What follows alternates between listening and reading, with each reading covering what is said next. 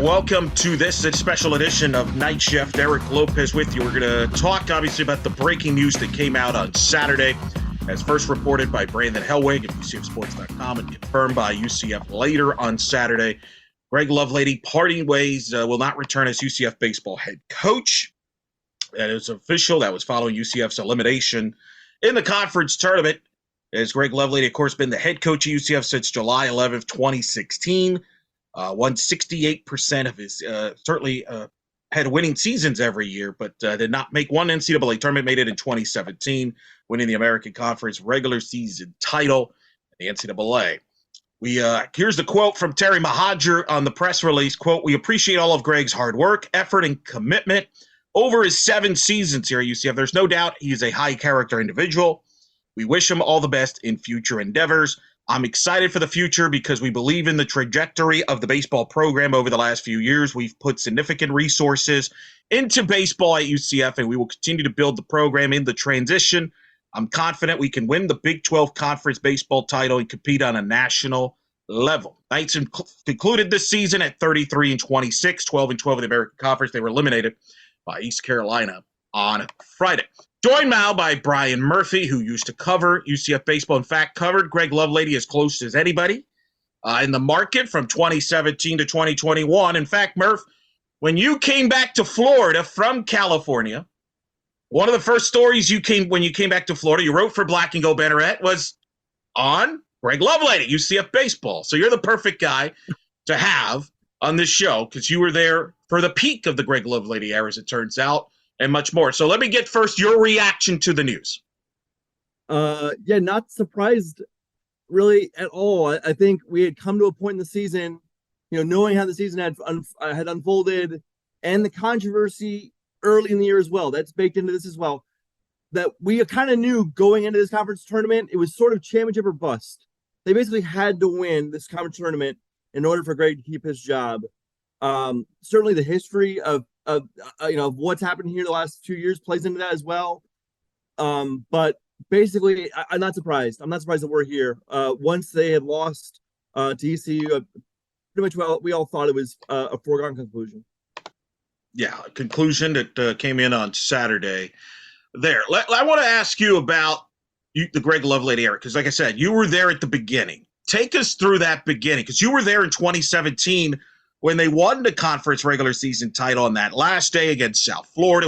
They were a team that was picked at the bottom of the league. They ended up going to the NCAAs in Tallahassee, and I think everybody felt, hey, this is just the beginning. I don't think we would be thought ever, I imagine 6 years later, we'd be having this conversation that would be the last NCAA tournament bid. So give me your perspective there, because you were there when Greg arrived at the same time. Yeah, I mean, the first story I wrote for the Black and Gold Banneret was in February 2017, and it was basically a 45-minute sit-down with Greg Lovelady as he was about to head into his first season as UCF's baseball coach. And a couple of things jump out. A guy who's extremely energetic. Like, even talking to him, he sort of emanates this sort of energy that's very palpable, and he talks a lot. And that's one thing that, like, if anybody ever got to sit down with him, he is not scared to tell you what's on his mind. He's very honest. He's very open. Sometimes to a fault. I remember him at times maybe, kind of almost throwing guys under the bus for maybe their lack of effort, on record. So that was refreshing. You like as a writer, you like to have that. And then that season was really, it was a really sort of magical run. Like you said, Eric, no one expected that team to be good. Coming off of Terry Rooney, the culture of that program was pretty downtrodden.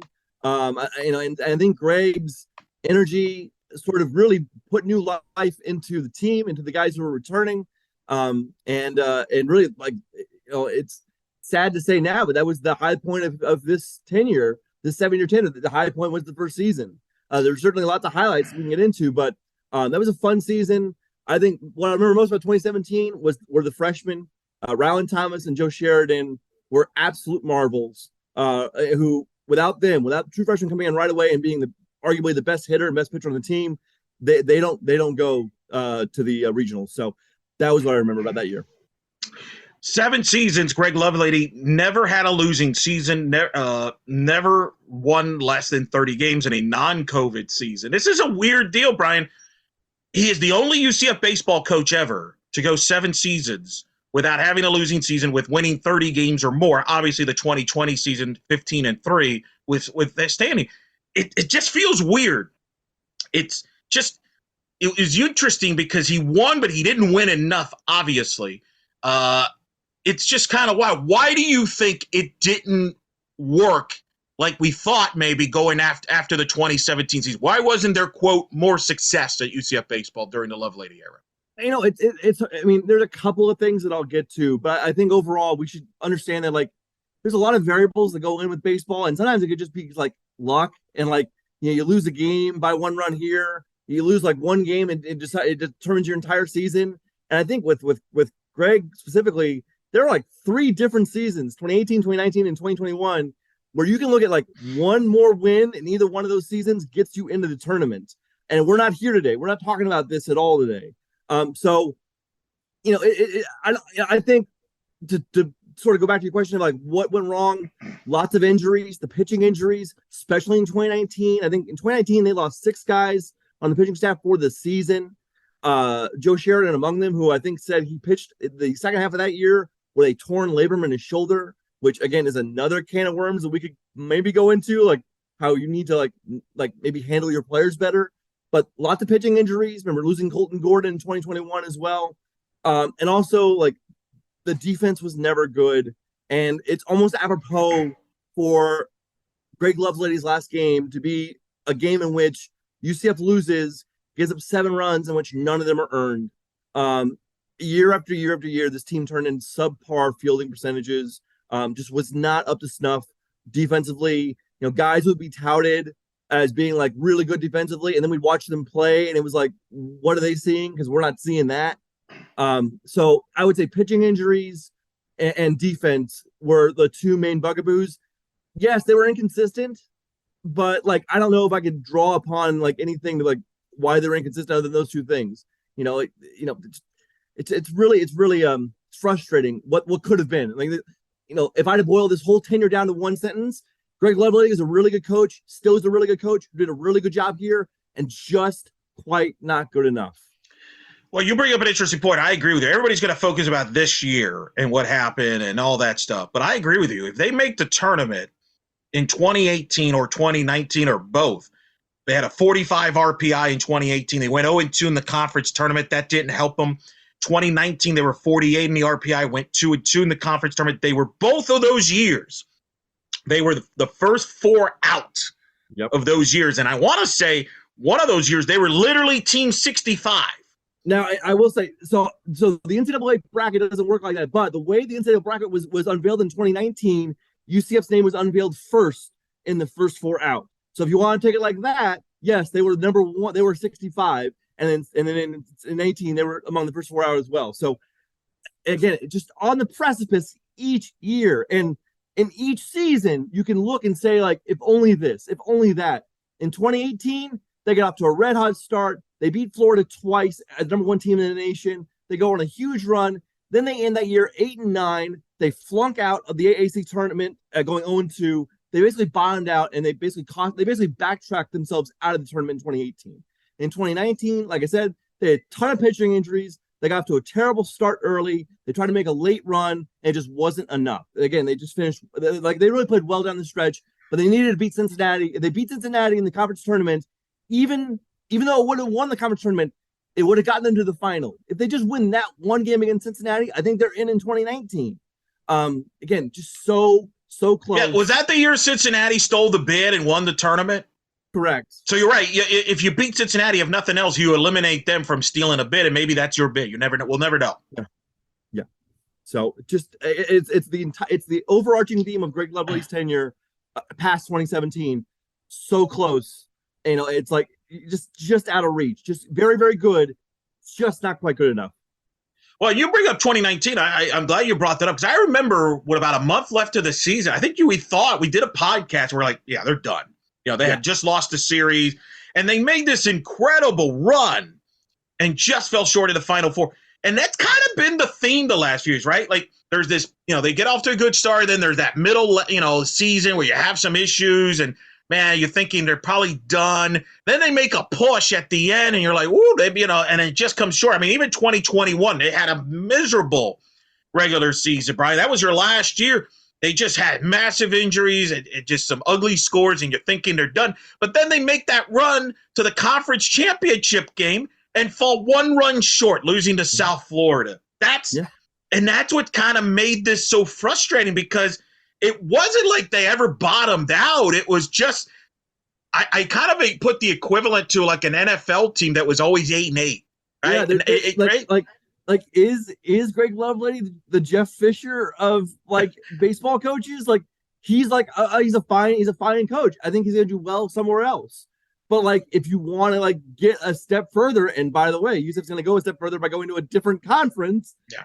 I don't know if he's the right guy for this program at this point. Clearly not at this point, but it just sort of seemed like that. Like he's very good, but he's missing something to take you to that next level. Well, the other problem too is post-COVID, the American Conference has declined as a baseball league, Brian. When you were covering it, it was one of the top 5 conferences in the sport. It has declined. It's number 9 this year. They may be a one-bid league. East Carolina, as we record this, just knocked off South Florida. They're in the championship game. If East Carolina wins the conference tournament in Clearwater, it'll be a one-bid league again. It's become a 1-2 bid league after many years of this league being a 3-4 bid league. Connecticut leaving really hurt the league, as it turns out. That kind of also is a little unlucky for him, because the way he's scheduled, he thought he was playing in a top 5 league to carry him over. But because the last couple of years the league's been down, he didn't, just because he finished in the top 4. In fact, he finished second in 2022 in the American, finished 4th this year. If this was 2016, 2017 American Conference, that might be good enough to make the NCAAs, but not in the last couple of years. Right, but if this conference is weaker, then shouldn't it mean that if you're continuing what should be an upward trajectory, that you're able to win more games in conference? Yeah. So they, this team also, like we talk about the Florida series in 2018 when they went home and beat Florida twice. They had the sweep of Auburn, they had the wins at Ole Miss in these seasons in which they started out non-conference with these huge series victories, like really gigantic series victories. And then there would come a point in the year where they're playing teams they should beat, and they just would not happen. 2018, they went 2-6. Once they got in the conference play on 2018, they went 2-6 on Sundays or series finales. They just did not take advantage of the end of the series, and they let games slip away. And again, when we're talking about one win gets you in the tournament, that's what we got to talk about. Yes, the conference being bad the last couple of years hurt him, but the conference is down. Don't you need to win more games in conference? And it was never a progression there. Well, and obviously going to the Big 12, which is a top 3 league, certainly is a factor there. Let me ask you about 2020, because obviously that was a year where the world shut down. Baseball, they were 15-3, Brian. I remember you and I hung out. I think it was one of their last home series before everything shut down. I think they were playing CSUN in a 4-game series. They were playing really at a high level. 15-3. I think they had played Miami on a midweek. That was the last game that would be played. That was the last game, yeah. That was a what-if year too, right? Now, we don't know what the year, but they were 22 in the RPI going, at the time in March. We don't know how they would have fared in conference. I remember, though, they were headed for a big series for East Carolina. Is that another one that if you're Greg and you're wondering what if, right? We talked about 18 and 19. If you win an extra game or two, 2020, it looked like he might have had his best team there with great arms. What do you think about that one? Absolutely. I mean, we talk about what if, we win an extra game. 2020 is the ultimate what if year, and not just for UCF. It's the ultimate what if year for, obviously so many sports, so many teams across the sporting landscape. But for UCF specifically, it looked like their best team. Their offense, which had been very inconsistent in 2018 and at times 2019, the 2018 offense was not good. They were carried by their pitching. And in 2019, it got better. But 2020 looked like it was the full picture. They had the offense. They had the starting pitching. Joe Sheridan was back and looking good. Trevor Holloway looked good. Colton Gordon was brought in. And again, the one staple of Greg Lovelady's teams were this sort of like Hydra bullpen where he called upon like 4 or 5 guys and like all of them had just nasty stuff. And that 2020 team, I think, was no different. The one that sticks out to me, just stuck out to everyone, was was Jeffrey Hakinson, who ended up getting drafted that year in the 5th round by the Rays. Jeffrey Hakinson in 2020, 8 1/3 innings. He faced 26 batters. He struck out 20 of them in 8 1/3 innings. It was insane. And that was always like Greg always had awesome bullpens. He also probably overworked those bullpens too. And that led to a problem late in the year where those guys were tired. But yeah, 2020 is like, okay, we missed it in 2018. We missed it even closer in 2019. But 2020 is our year. This is it. We're 15-3. We're off to the best 18-game start in program history, and things out of our control shut the whole sport down, and you got to build up from the bottom again. And and after that, you weren't even close. You weren't like those were like the glory days were long gone by the midseason of 2021. Yeah, they swept Auburn, I believe, that year, right? On the road at Auburn, which was a big deal at the time. Auburn was a team that was high expectations there. They were, I think Auburn was at least top 15. Yeah, and they had that pitcher who was a first-round draft pick in Major League Baseball. Yeah, so Tanner Burns, I think was his name. Again, they UCF has like every year has like these like the story, the season unfolds in very similar ways. They get off to a good start, highlighted by like some amazing non-conference wins against huge ranked teams, and then quote unquote things happen, and it just kind of like it sort of teeters its way through. You might get hot, you might get cold, but it just you were never consistent. And obviously you guys would know more about 2022 and 2023 more than me, but it was not even close. Once we got back for 2021. It was like it was just it was like the backside of his career. They never had the same amount of success, and a lot of that was due to injuries. A lot of that was due to inconsistency again. I don't know why they didn't even threaten in those 3 years at all, other than the magical run in 21, which was sort of like a 4-game. I don't want to call it a fluke, but it was a 4-game run. Let me ask you a few things about Greg. What were your thoughts as Greg as a head coach, as a manager there first? And second of all, as a recruiter? I thought this year's team was not athletic. They depended on the home run ball. But they really, if teams kept them in the park, they couldn't score. Really, they had trouble manufacturing runs. And I thought, Brian, what was weird for me is this offense, as explosive as it was, and they set the school record for most home runs in a single season and in the conference. It was a very un-Greg Lovelady type offense because, as you know, he loves to steal bases, be aggressive on the base pads, and manufacture. It was out of character, but because he had so many veterans like a Nick Romano and the Sundins and the McCabe, Ben McCabe's, I thought someone that followed college baseball closely told me it was interesting. Is like, the positive of having all these older guys because of COVID, et cetera, is you have that experience. The negative is they're not as athletic as you would be, say, if you had a bunch of 19 and 20-year-olds. I thought that was interesting that someone told me that. Your thoughts on that? Well, it's never bad to hit home runs. So if the team was hitting a lot of home runs, it's fine. You can be non-athletic if you're hitting the ball over the wall. But I understand what you're saying, because he was a guy who loved that sort of like old National League style ball of like hitting and running, moving the runner over with bunts. And so things like that were sort of his style.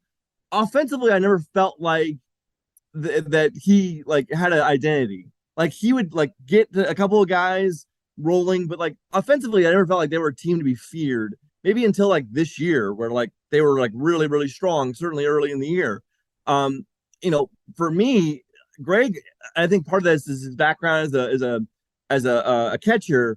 Really, really knew how to handle pitchers. As far as like in game, I'm not, and like as far as like managing them game to game with like bullpen usage, and injuries and stuff like that. Maybe a different story. But I think in game, I think he did a pretty good job of managing his pitchers and knowing when to go to certain guys at certain times. He always sort of constructed a really, really, really strong bullpen. That was really like the one staple of his rosters. I don't think he recruited particularly well, but I'm not exactly sure what the standard is there. Like, what exactly should we be hoping for at this point? If it doesn't matter if he doesn't recruit well, if the results are better. And I know that's sort of like a chicken and an egg thing. Like the results could be better if you got better players. Well, again, the results weren't bad. The results were really good. And if they win an extra game here and there, again, we're not talking about this today. Maybe the recruiting left something to be desired. And the offense was inconsistent for most of the years. The pitching was really strong. I thought he did a really good job handling pitchers in game and obviously had a great bullpen. I don't think he's a bad manager. I don't think he's a bad tactician. I have no idea about the clubhouse dynamics. I wonder if that sort of energy that he permeates becomes tired when things go bad. He's very fiery, and maybe sometimes guys need a more gentle hand. I don't know. That's psychological. Who knows? But yeah, I don't think he's a bad manager. I think he'll find somewhere else to go. I think he'll do well. He's young. I think too. That's when teams lose, right? It's always like, well, you're not recruiting in the area. This is a great state. I hear that. My counter to that is, if that's the case, why has Florida State been mediocre in college baseball the last few years to the point where they just had their first losing season and will miss the NCAA tournament for the first time in 45 years? Wow. Under Link Jarrett, who was the guy they brought in who got Notre Dame to the World Series. Miami hasn't won a national title in over 20 years. South Florida has not been anything relevant in college baseball except for one fluky run in 2021. So everybody tells me this state's awesome with baseball talent, yet nobody in the state's really dominated except you want to say Florida. Florida, obviously, Kevin O'Sullivan has done a great job. I think he does a good job developing players. I think he's a developer. Like Jeffrey Pena comes to mind, where Jeffrey Pena was in day one, Brian, compared to the last year he played here. The guy was night and day. The problem I think Greg might have is now in today's college athletics with the transfer portal and everything, do you have time to just develop players, or do you have to go with quick fixes like everybody does? I mean, college baseball, it's interesting. The SEC right now is projected to have half the national seeds. Half. They are dominating the sport, and I think a part of that is they have more resources than everybody else. They're investing in college baseball. I think I don't know, not making excuses for them, but I do think it's not everybody's. I don't think it's as easy to bring in players like everybody makes it out to be, in my opinion.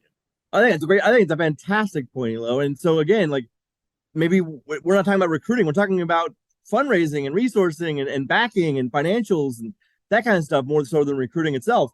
I love the point you brought about that development, because I had forgotten about that. Like a guy who and a guy who comes to mind for me is Ray Alejo.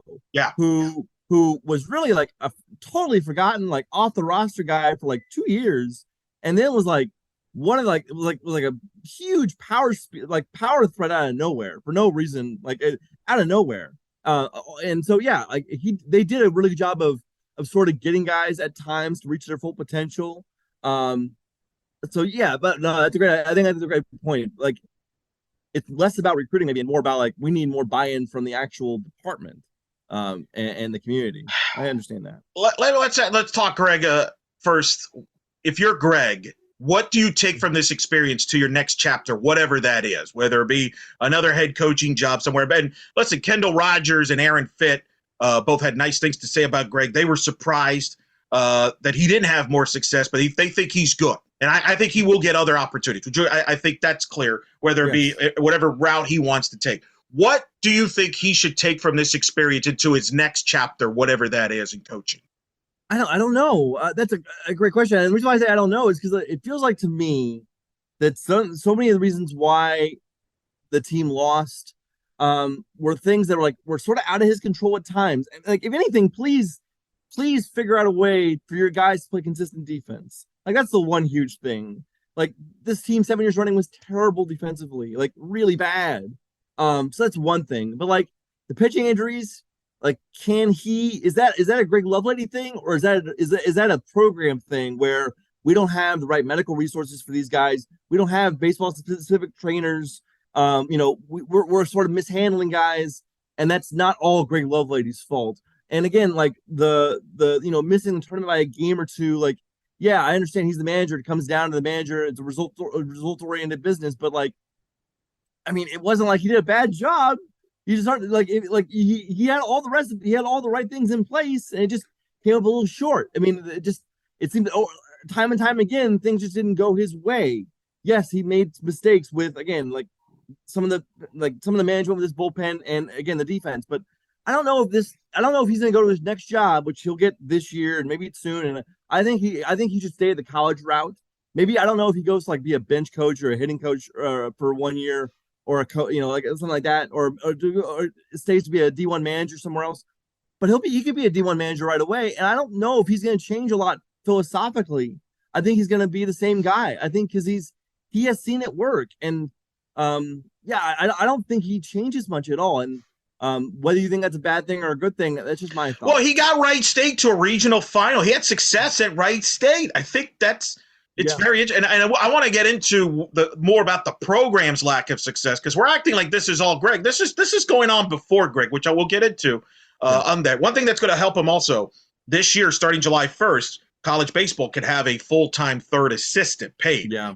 So that's going to create more opportunities there for him. And obviously Greg has been so vocal with that for years about that. He's really, he was upset when it wasn't agreed to back in 2021. So yeah, it's a huge thing for all college baseball that we have 3 full-time coaches. Obviously the bat scandal thing didn't help. The way that was handled by him didn't help. No. But, I also don't think that was the end-all, be-all. I think he still would have been in some trouble if they didn't make the tournament this year because of the drought of 2017. I mean, that is the longest drought of any UCF team. I think that certainly, I don't know if that expedited it, but it certainly didn't help the situation either for him. But I don't think I think that's unfair for people to say, well, that was the turning point. That's what I don't think that got him, it ended up hhim being departed today. I think it played a role. So here's my thoughts on that, right? So when that tape came out by local muckraker Trace Trocco, you can almost see like when he hemmed and hawed about when Trace said Dr. Bat and he hemmed and hawed, that was like almost like a line of demarcation for this program with Greg Lovelady, where if you're gonna do that, if you're gonna be equivocal with this thing that you clearly know something about that you're not saying, then you need to go out and erase all memory of it on the field. Maybe you're right. Maybe if this didn't happen and he hadn't made the tournament, he might have gotten another year. But once that happened, once he came out and hemmed and hawed about this bat scandal, that was it. He has to now either win the regular season or conference championship. That's it, or he's gone. And it's not just because they missed the tournament the last few years. It was the lack of success leading up to that. 2021 was not a good year. Yes, they finished strong and had a nice run in the tournament, but it was not a good year. They were not good that year. 2022, they were not good last than 2022. They were better in 2018 and 2019. So you didn't see any progression. So now, 3rd year running, you've got to do something. You've got to be better, especially now with this on your shoulders, and they weren't. So yes, it does become easier to let him go with the bat scandal in the shadows. That being said, he did a lot of positives. We've obviously spoken of all that, quote's gone wrong. But I do think he did a lot of positives for this program. I know for a fact he brought a lot of the alumni back together that were not around or or really supporting the program under Terry Rooney. Not putting it, but I'm just what I've been told. I think there's a lot of positives. I talk about developing players. And he was a really good guy to the media. For the most part, I think you and I enjoyed our interactions with him. He was always very open, very honest, maybe too honest to a point, like you mentioned earlier. But just talk to the man, because this is a good man that I thought did do positives for this program. This was a program when he took over was not in good shape internally. And I don't like the comments that people say, well, he won with somebody else's players. Yeah, you know what? He won with somebody else's players that the other guy couldn't win with. So I don't know. So I hate that argument. It's kind of like the Dawkins argument. Like, well, he won with Donnie's players. Yeah, you know who didn't win with Donnie's players? Donnie Jones didn't win with Donnie's players. It's the most idiotic comment ever. So just speak to him as a man, because you spent a lot of time in covering him, talking to him, and there as a person. Because I do think I don't think this was I don't think UCF baseball is in worse shape because he was the head coach, in my opinion. No, absolutely not. No one should think that. If people are upset because they didn't make the tournament, okay, I get it, fine, because you want to make the tournament. But also understand, before a Greg Lovelady, this is not a good program. The end of the Terry Rooney era was bleak, And so now at least you had some reasons to be positive. I mean, even if it didn't end up in the tournament, they had really good seasons. Again, 30 wins every year or more, or 35, whatever. It's really, really good. As far as talking to Greg, yes, extremely open, extremely sort of like just very loquacious. A guy who, we have a tendency to know baseball managers and coaches to be pretty curt and short. Greg is not that. Greg likes to talk, and maybe it's as part of his background at Miami, where he was known as sort of like a very kind of showy, flashy guy. Had the big sideburns.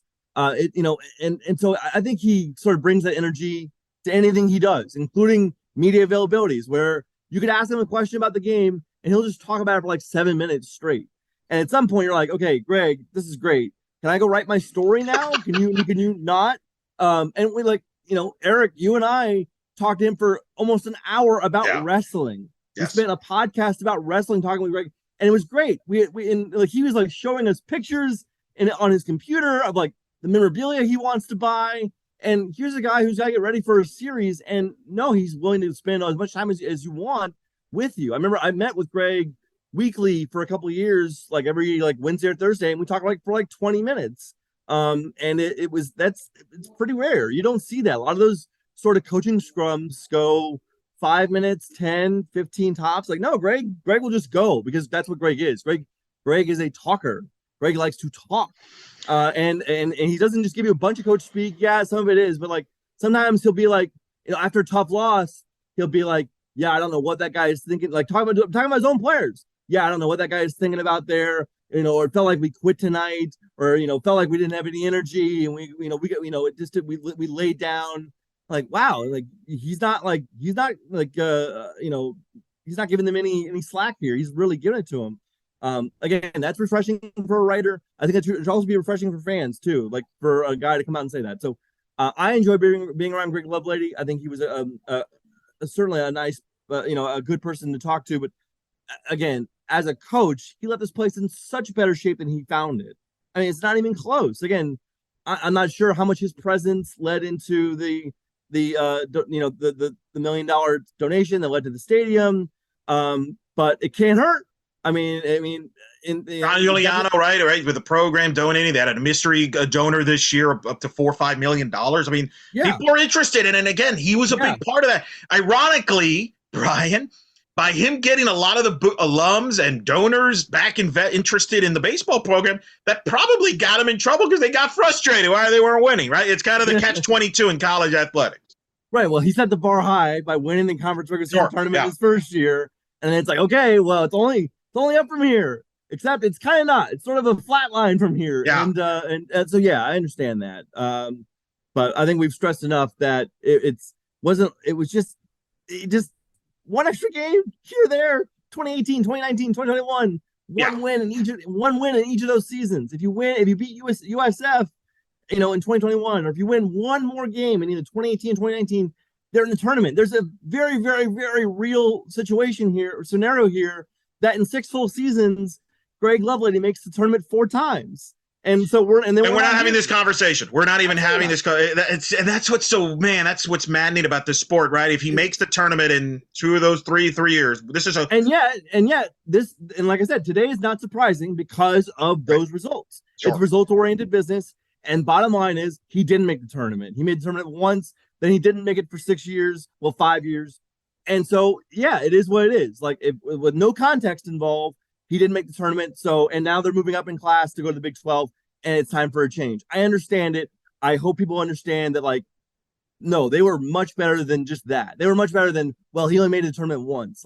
Yeah, I know, but that doesn't tell the story. It's not the full story. No, it doesn't. That's not a fair description there. Let me ask you this, because I get asked about this, and it's kind of uncomfortable to address it because obviously I call softball. But the softball success under Coach Ball Malone the last 3 years, 3 NCAAs, 2 conference championships, hosting a regional for the first time, winning a regional for the first time, getting to that super regional last year, just took the community by storm. It has exploded. Let's be real, though. We saw this a little bit with basketball when Abe was having her success, and you have the men's basketball fans say, well, why are they having success and we're not, even though it's apples and oranges? I would say it's the same thing with baseball and softball. That being said, Do you think that also played a factor, the softball success, and some of the baseball guys that maybe don't care about the softball are saying, hey, why are they having success? Why can't we have that success? How much do you think that played a factor? Possibly, maybe like a slight smidgen, but I really don't think so. Like ultimately, this comes down to what Greg does. Yeah. Take everything else out of the picture. What Greg does or does not accomplish. And also like if we're going to talk about the impacts of other programs on UCF baseball, I also think again, still, and I will always harp on this, we continue to be haunted by the 2017 football season. that continues to color a very very voicey loud section of this fan base. Sure. Believes that they are almost preordained to have success, and so that might play into some of it too, like where the calls for his ouster get so loud because you look at what happened in 2017 and it's like, why can't we do that everywhere? Like, because sometimes you got to lose, and sometimes it's not going to go your way.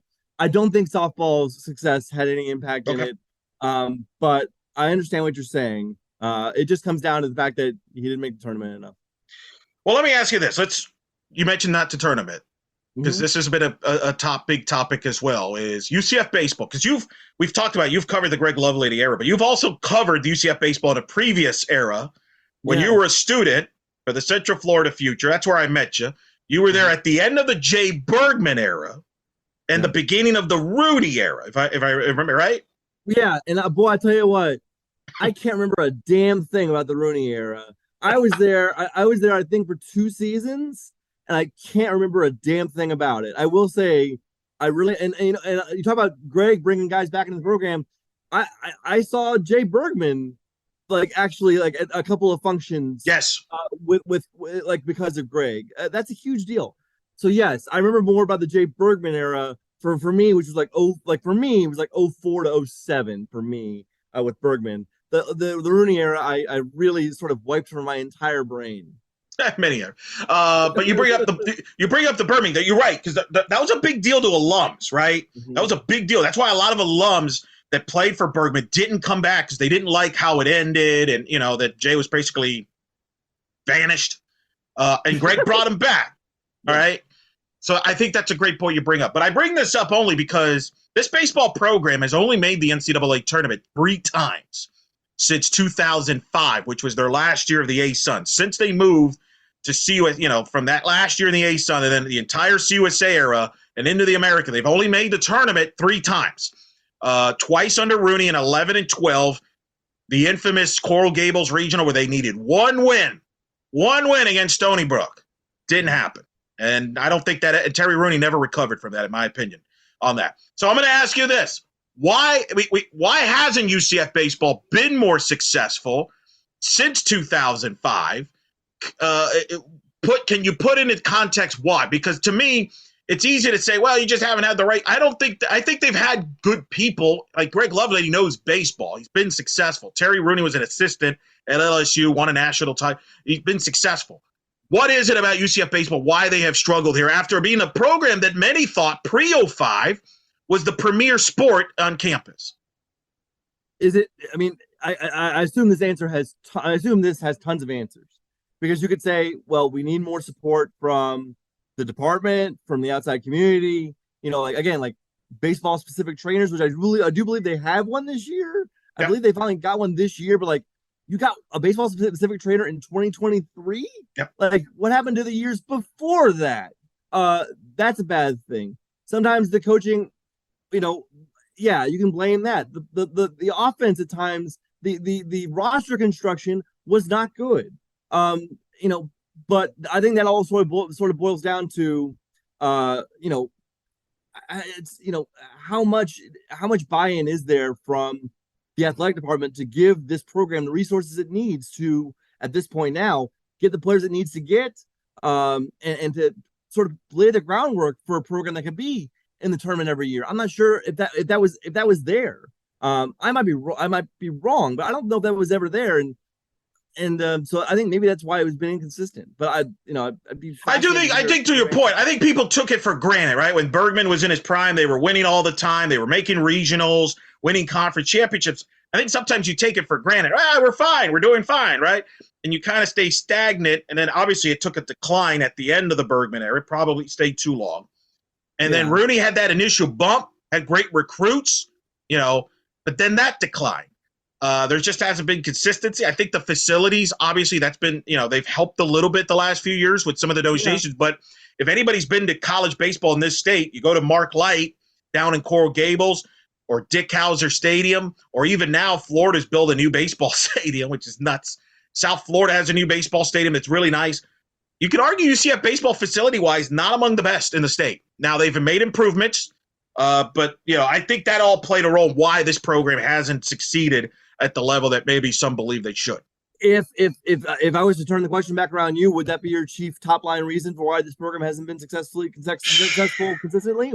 Is it the lack of support outside of the actual program and not, to some extent, I don't think it's as big a deal as basketball. Like I wrote the big column this year about men's basketball and how Johnny Dawkins, I think it's a bigger issue in men's basketball. As you covered men's basketball. It's a much, much bigger issue in men's basketball there. Baseball they've started to turn the corner there.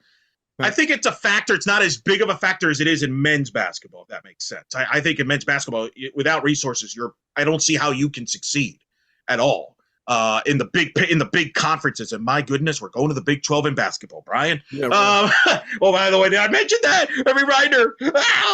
All I want, I know I don't cover this program anymore. All I want is for someone to give me a one-way ticket to Lawrence, Kansas, so I can see one game in that arena. That's all I want out of this Big 12 experiment. I can't wait. It'll happen at some point. We'll see if it happens this year or not. But I don't know. I think that's a factor. Some might say that they haven't had the right coach. I guess you could say that, obviously, because they haven't had the success consistently. I think it's a combination of things. I do think part of it is, I remember when I was a student, and I got here about 20 years ago, baseball felt bigger than basketball. Remember, basketball was in that small arena, what it's now known as the Venue. Yeah. But it was also right around that time in CUSA era where they started pushing more towards basketball and less towards baseball. And I wonder if that also has played a factor. Not that I blame anybody. I mean, that's what you have to do. You push basketball. But, there's schools like Florida State and LSU that care more about college baseball than they do men's basketball. I wonder if we were supposed to be that. I think what we've proven in the last 2 minutes is that it's not a simple answer. No. About why there's tentacles all over the place about why this program has not been as consistent as it should be in the minds of many, or why it just hasn't, why it's been so inconsistent. I don't know. It's varied. It's wide ranging reasons for why that's happened. Some of them are fully under the control of those in the department, those in the coaching staff. Some of them aren't.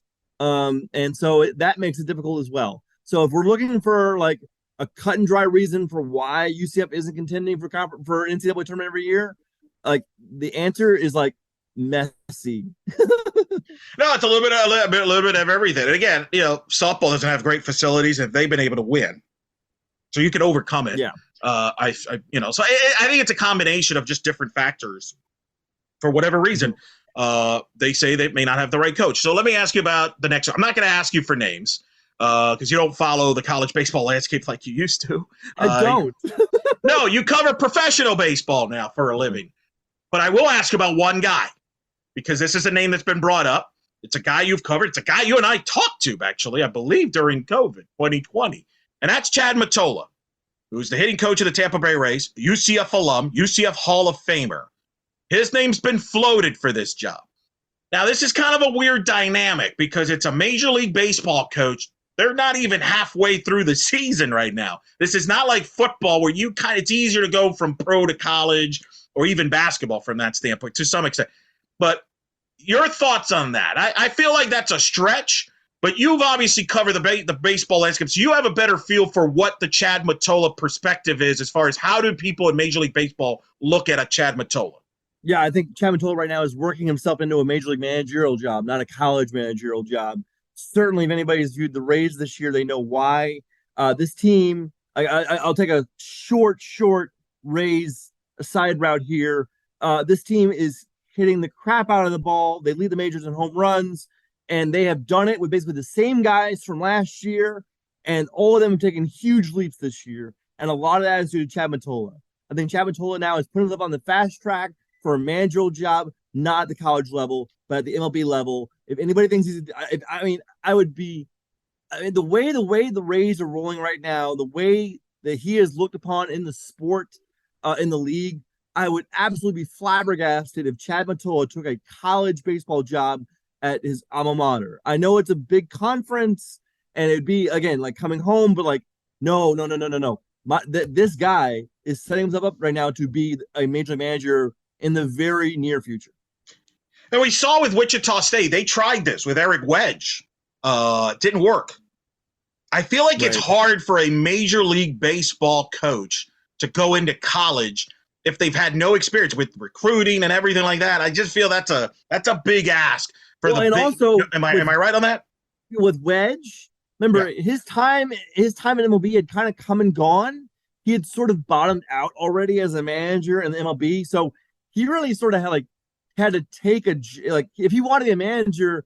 I don't think there was a managerial spot in the majors ready for him. So if he wanted to be a manager, it was kind of like he had to go to college or maybe to the minors if you want to go to the minors. I don't know if he had a chance there, but Chad doesn't have that situation. Chad is still on the come up. And so I think right now, first of all, there's too much success going on right now for Tampa Bay for him to even entertain a college managerial job. But Chad hasn't even gotten the opportunity to be a major league manager, whereas Eric Wedge had a couple of decent years and then bottomed out. But Chad's still on the ascent. I think there's no 0.0% that he would be the next manager of UCF baseball. So let me ask you this. What should UCF target with their next head coach? So I think, I tell you what, you probably know this better than me because I have been away for the last 2 years. So what's the thing? I'll turn around on you. I'm sorry. What is the thing that you want to see most out of this next head coach? Is it recruiting? Is it a style of play? Is it roster construction? What do they need more than anything? I think they need more athletic guys that could play right away, right? Like a Drew Farrow at shortstop is very athletic. I just think they got too stagnant offensively. You mentioned the pitching arms. You always need depth. I hate using the term, well, the guy needs to be a great recruiter. What coach is it? When does an administrator say, we like this coach, even though he's a lousy recruiter, but we hired him because we think he's great? And nobody ever says that. So I hate using that term. UCF's offense this year was very good, was it not? I mean, they hit a ton of home runs. It was, but again, Brian, the problem I felt with this offense, if you kept them in the park, they struggled. Even I'll give you the example. Their last game against East Carolina, there's a weather delay in Clearwater. I know that's a shock to you. Weather delay in Clearwater in May. Yes. Yeah. The wind is blowing in. Yeah. Guess what? Not a good idea to hit fly balls there when the wind's blowing in. You know what UCF did? Kept hitting fly balls during extra innings and kept leaving runners on. You have to be versatile offensively, in my opinion. You can't just depend on in the long ball, at least in the college game. I'm not going to speak for the big leagues, but you have to be diverse a little bit in college, because Cliff Godwin's a great example, who was the hitting coach at UCF, is now at East Carolina, has had the success. And his thing is, it's not just about power, it's about hitting in situations. 2 out hit RBIs win you championships. That's his motto to his hitters. That's what you kind of need is, can you produce runs in not ideal situations when it's not just depending on the long ball? How else do you score from an offensive standpoint? And then the pitching wise, I think you've addressed it. Ironically, they were kind of healthy this year. Yeah. Because of the new trainer. They just weren't very good. And the weird thing, let's talk about weird luck. Mike Maroth comes in after Christmas, is hired because Nick Gotti bolts for a job in the minors. Mike Maroth was working in the Braves organization. I don't think that helped this pitching staff because you don't have that fall ball to develop those guys. I think they were playing from behind all year on the pitching side, personally. That's a great point. And this was, I think, Greg's worst pitching staff of his tenure. Yeah. And that's a great point. Imagine hiring a pitching coach less than 2 months before the season, basically 2 months before the season begins. That is not optimal. So yeah, I understand that. Back to the run scoring thing. I understand being athletic. And you need guys to go first and third, and you want more athleticism really defensively than offensively because you want guys in the outfield who aren't just tree trunks. But like, I don't know, like I saw this team like set records for home runs, and I am of the persuasion that like runs are runs, and home runs, as people would say, like, well, home runs kill rallies. Like, no, they don't. Home runs score runs. You can score runs on all. You should want to hit home runs. No one with a man on first should say, well, you gotta get a man on first and third, we get a rally. Like, no, you know what's better than a rally? A 2-run homer. That's better than a rally. No, I agree. But one of the problems they had this year was they had too many solo homers because nobody else was getting on base. That's kind of the problem, Murph. I wish it wouldn't be as big of a problem if you hit more 2-3-run homers. The problem is they hit a lot of solo homers because nobody else was getting on base because they were trying to hit long balls. Well, again, I didn't see, like, as far as like what's their strikeout rate looking like what's their on base percentage like what's their walk rates. Sure. I didn't see that, but yeah, it was I understand what you're saying about what you want to see. It makes total sense. I mean, we should all want, after this year where things went wrong, it's natural to say, like, I want what we didn't have this year, which was more athleticism, better pitching. Like, I want what we didn't have. Well, the pitching, obviously, and again, if the pitching's better, we're not having this conversation about the offense. And I do wonder what if, with the Nick Gotti leaving in December, Mike, that had to hurt. It had to affect them a little bit because Mike Baroff has taken over a pitching staff that he inherited. He didn't recruit any of these guys. Yeah, I mean, he's hardly trained with them before he's got to coach in an actual game. But in a way, though, that's kind of this program. There's just some wacky stuff happens. And I know people don't like to use that as an excuse or a liner, but it's kind of true, Brian. There's a lot of weird stuff that happened during this run. Like, you had the world come to an end with COVID to end one of their better years. Injuries in the most unique ways for their pitching staffs, getting injuries. A pitching coach leaving around Christmas. I mean, there's a little bit of everything. It was kind of a little wacky. The injuries, I mean, look, people should understand that like no one should let their sons grow up to be pitchers because it's really hazardous for your health. Pitching in general, it's just not a good thing if you want to stay healthy. But so yeah, you're gonna get pitching injuries. Everyone's gonna get pitching injuries because like it just happens.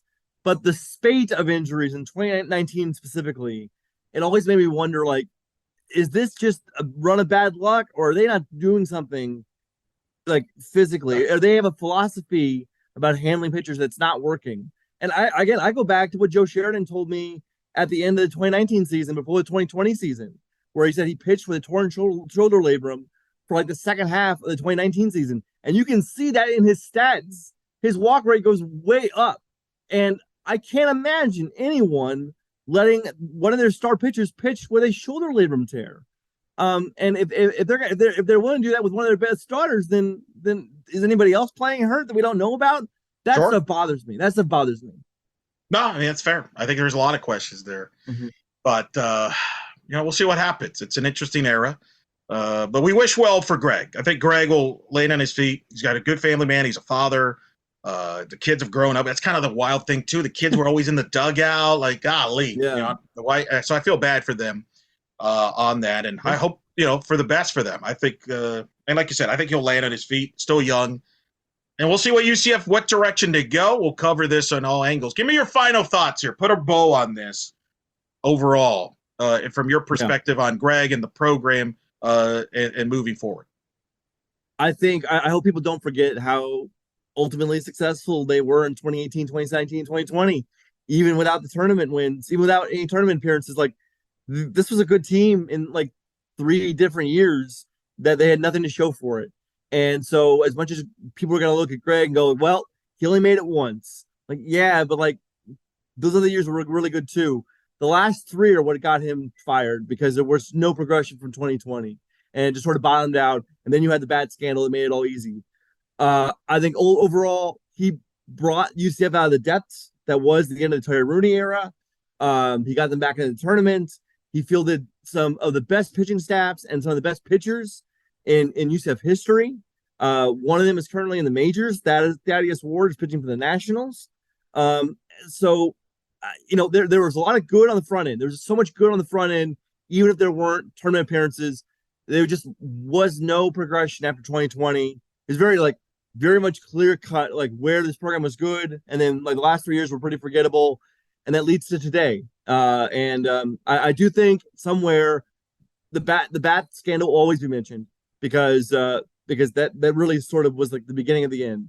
That was like, okay, if they don't do something big this year, this is it for him. This is it for him. And then once they didn't do anything big, we all knew we would end up here. Second time a UCF baseball head coach era ended to some extent because of a scandal. Jay Bergman era ended on a scandal. Yeah, that was ugly. Yeah, that was ugly. I mean, this is nothing compared to that. Nothing compared. Yeah, to that. me and you might have different opinions about how they handled Jay, but like, I don't know. I am of the persuasion that Jay had to go after what happened, and some aren't. But that was the way his tenure ended. Was much more distasteful than whatever. Yeah, this was minor. This was a very small potatoes from that standpoint, especially in college baseball, Brian, where, I mean, this year we had Alabama's head coach got fired for apparently gambling. Apparently. Yes, he did. And they're doing better without him. Cincinnati just fired people on their staff for some stuff going on. I mean, there's just the wild, wild west in college baseball. Is there no news on like why they got rid of? Because I'm assuming they got rid of those coaches in Cincinnati because of gambling. I think it was. I think that's what everybody's assuming, but there's no concrete official word. So it's kind of a wacky year in college baseball where the home run thing has exploded. Like they're averaging about 2.5 2.3 home runs per game. So it's kind of all a wild, wild west over there. But has anybody examined the balls they're using? Are they? No. We haven't. Nobody. Kendall is just, Kendall. Nobody's really gone into that. They're just happy to be talking baseball. Juice balls. We got rabbit balls. I mean, sure, everything's fine. Everybody's bigger. Everybody's just they're better at hitting home runs now. Burf, what are you talking about? Nothing could be going on. In baseball, it's all good. All right, Brian. I think we went over an hour. That was not the plan, but that's usually what happens when you and I talk. About a lot of subjects. Yeah. So I appreciate you because you take a lot of busy time, but you're the perfect person I thought of to talk about this baseball program because you've seen it all in your years in multiple ways with this program and obviously with Greg and covering his era. So promote what you want to promote. Oh God. Visit MLB.com. We got lots of stuff on the site, and I'm just a guy. I'm there spinning the wheels stuff. Yeah. There you go. MLB.com. Baseball. 365 24/7. The man's covering baseball. Murph, thank you for popping in. At some point we will get you back on for positive stories. But until then, thank you for. Thank you, Eli.